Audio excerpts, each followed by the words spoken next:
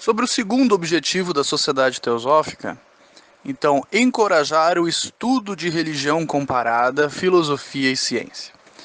Como, novamente, a senhora Helena Petrovna Blavatsky definiu em vários trechos de suas obras, a teosofia ela vem justamente, embora em muitos momentos ela tinha uma opinião muito crítica à maneira como se praticava ciência e religião, em sua época, e muita coisa certamente ainda é válida até hoje, ela não veio para substituir as vertentes existentes, mas sim para conciliar, né, mostrar os pontos comuns em um estudo comparativo, portanto científico, onde nós analisamos todas essas vertentes do conhecimento humano.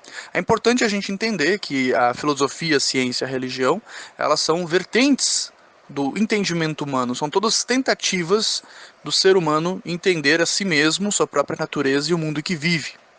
Tem um filósofo brasileiro, o Mário Sérgio Cortella, que fala num vídeo, onde, acho que é no projeto Eu Maior, que ele diz que a diferença básica dessas vertentes é que a ciência ela se preocupa em explicar o como, como que as coisas existem e acontecem, enquanto a filosofia e a religião elas se preocupam em explicar o porquê. Então, uma olha o resultado e as outras olham as causas, mas todas elas são extremamente importantes. Então, a gente nota, né, que um dos objetivos da sociedade teosófica é permitir esse diálogo interreligioso e também, além do interreligioso, além de conciliar diferentes vertentes, né, que durante muito tempo se duelaram, guerrearam entre si, além disso, também dá um passo além, conciliando a religião, as religiões, com a própria filosofia e com a própria ciência. É claro que para isso nós temos que realizar uma espécie de filtro onde eliminamos as superstições, as crendices, os dogmas, isso falando tanto em questão da religião como da própria ciência. Então, todas aquelas questões que não são reais, que não são naturais, que não são verdadeiras, que não possuem aplicação, mas são simplesmente interpretações que foram por algum motivo adotadas como vigentes, né? Durante um certo período elas são aceitas, depois são desmentidas, o que é natural na ciência, por exemplo. A religião ela já tem um caráter um pouco mais imutável, mas nem tanto, né? Ela também modifica seu ponto de vista, mas demora mais tempo. A gente pode observar no nosso tempo o nosso próprio Papa atual, né? Trazendo vários conceitos diferentes do que estava vigente até então. Então seria isso.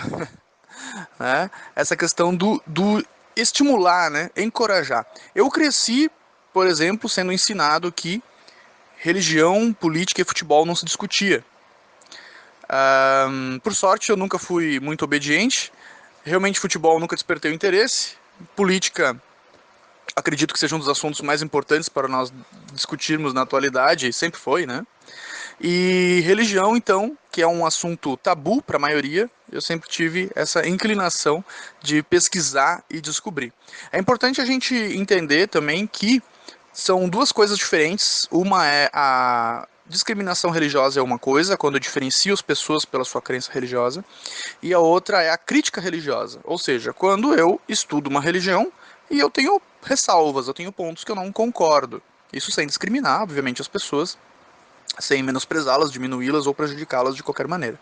Então a sociedade teosófica ela abraça todos os credos, não há nenhum tipo de restrição, né, quanto a frequentar as lojas e grupos de teosofia, participar ou mesmo filiação e coordenação e presidência de lojas, quanto à religião que a pessoa professa, ela pode professar, praticar uma ou mais de uma ou mesmo nenhuma, né, e todos são muito bem-vindos sobre o grande guarda-chuva da fraternidade universal, que é, lembrando, o principal objetivo da sociedade teosófica e o único obrigatório, né? O primeiro objetivo é o único que é obrigatório a todos os membros, os outros são sugestões de trabalho e que geralmente são conduzidos dessa maneira.